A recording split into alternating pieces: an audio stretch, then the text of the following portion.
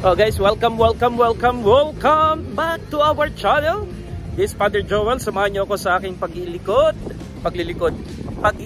dito sa Basalton Jetty. So na nga guys, matapos ang kabisihan ng Paskong ito, nagkita-kita ang mga pare, dayosesano at relihiyoso ng Diocese of Banbury dito sa magandang lugar ng Basalton. Taon-taon po itong ginagawa, isang bahagi ng kapatiran ng mga pari. At ito nga po, dahil wala naman po talaga kaming activity, parang ang idea is mag-relax, magkaroon ng magandang samahan at magkaroon ng kwentuhan at pagkakakilanlanan muli. Dahil kami nga pong mga pari dito ay talaga namang magkakalayo. Kami po ay naka-assign at pinaghihiwalay ng aking tinatawag na mga kalsadang walang hanggan. Kung kayo po ay nakarating dito sa Australia, talaga ba naman pong napakalawak po nito. Lagi pong ang pagitan ng isang parokya sa isang parokya ay oras. At yun na nga po, at sa pagtatagpong ito ay pinili ko isang hapon habang sila ay nagba-barbecue. Ang tawag pala po dito sa barbecue ng mga Australia is Barbie. Hindi po yung Barbing laruan ha, kundi yung Barbie. Kasi mahilig po ang mga Australiano na mag-shortcut ng mga salita. At habang sila nga po ay nagluluto doon, di sabi ko, makapunta muna dito sa Basalton Jetty upang ipakita ko sa inyo ang kagandahan ng kanilang jetty. Ayan na nga, pinakita ko ang pagwagayway ng flag ng Australia. Ito nga po maganda rin dito, lagi po silang may emergency hotline. Kung sa Amerika ay may 911, dito po ay merong 00000. Kung ano man ang mangyari, tawag lamang po kayo sa 000 at yan po ay anytime. Talaga naman pong may sasagot dyan. At syempre, bago tayo maglakad doon sa parang ano yun mga 2.5 kilometers papunta, 2.5 kilometers pabalik. Ayan, yung jetting yan, ganyan po yung kalayo, ano?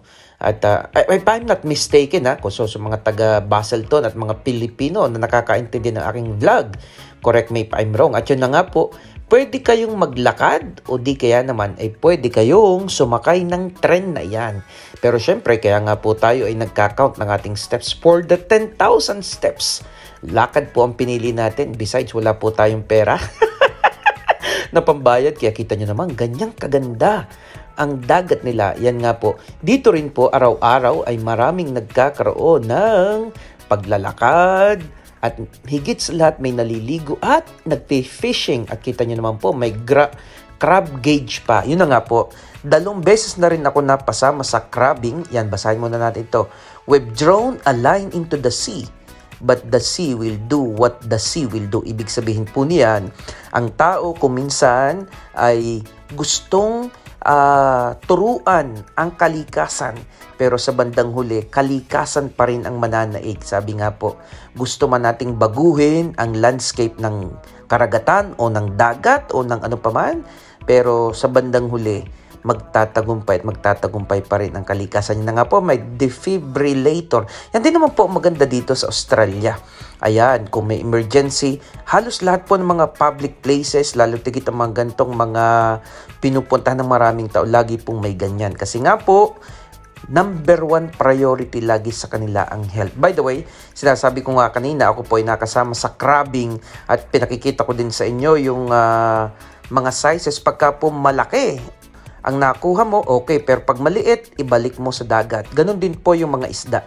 Ayan, ang pinapakita ko po, yun po yung mga plaka, memorial plate, memorial line, na yung kusan, alam nyo po, bagamat hindi naman po ito nire-recommenda ng Catholic Church, yung pong mga ashes na mga namatay, meron pong iba na isinasaboy sa dagat. Ayan po, kita nyo, forever in our hearts, now rest in God's peace. Ayan.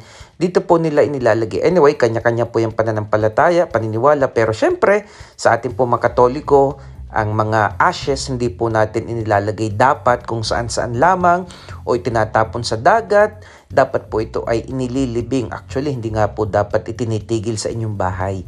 Nilalagay sa isang pahingahan habang naghihintay ng muling pagkabuhay. Anyway, so much for that. Pagpatuloy natin ang ating paglalakad dito sa napakahabang jetty. Ay na nga po, pinapakita ko sa inyo. Ito ay mga bandang 5:00 ng hapon hanggang mag-alas 6. Kita nyo naman, tirik na tirik pang araw. Talaga namang pangiti-ngiti pa yan. Sabi ko nga, makapag 360 degree view nga, ano. Pero alam nyo, malakas ang hangin dyan. Kita nyo naman sa aking damit, ano. Ayan, may nakita akong nangangawil. Ayan na po, yan ang nakuha niya, maliit. Pero babalik sana yan. At alam nyo po, humingi ako ng permiso sa kanya. Pwede ko po kayong isama sa aking vlog. At yan, medyo interview ko ng konti. Sabi ko sa kanya, kailan po ba ang the best time para mag-fishing? Sabi niya, mga gabi daw. Doon, usually mga 9 to 10. Yan. At yan na nga po, binibidyo ko din eh. Nakalimutan ko na kung anong pangalan ng isdang rin. Natutuwa ako kasi nga yung isdang nahuli, gustong-gusto niyang makuha. At nakailang attempt siya. O kita niyo naman, talaga hindi pa rin niya makuha. Sabi ko, ay kasi syempre na doon kami mga tao eh. Akala niya ay huhulihin din siya. Pero natutuwa ako sa ibon na ito, yung kanyang perseverance. Gustong magnakaw ng isda. Kita niyo, oops, ilang try na. Hindi niya talaga makuha. No? Pero syempre, sa bandang huli, makukuha din niya yan. Sabi nga ay, try and try and try. Sabi nga po, kapag kumakalam na ang iyong tiyan, ay talaga namang para mabuhay, ay gagawin mo ang lahat. At yan nga po, pinapakita ko din dito, yung pong public water ay napakaganda po dito. Kasi, at talaga pong malinis ha, pwedeng inumin yan. Bababa po tayo ng kaunti. Dito sa, alam nyo, maganda din sa ilalim ng pinakatulay eh. Dito yung mga naliligo, kita nyo naman, gaano kaganda. Isa din naman talaga nakakahanga dito sa Australia talaga, no? They know how to develop. At the same time, samantalang nadidevelop, may disiplina ang mga bawat tao at ganoon kalinis. Sa bagay, sabi ko, iniisip ko din naman, kung ikukumpara lagi natin sa Pilipinas, madidismaya tayo. Pero syempre, sa daming tao sa Pilipinas, at dito naman kakaunti ang tao, pero ang higit sa lahat at ang susi pa rin talaga, madami o kakaunti ang tao, ay yung disiplina ng bawat isa. Kung aangkinin mo ang lugar na ito bilang iyong tahanan, nasaan ka man, siguradong aalagaan mo ito.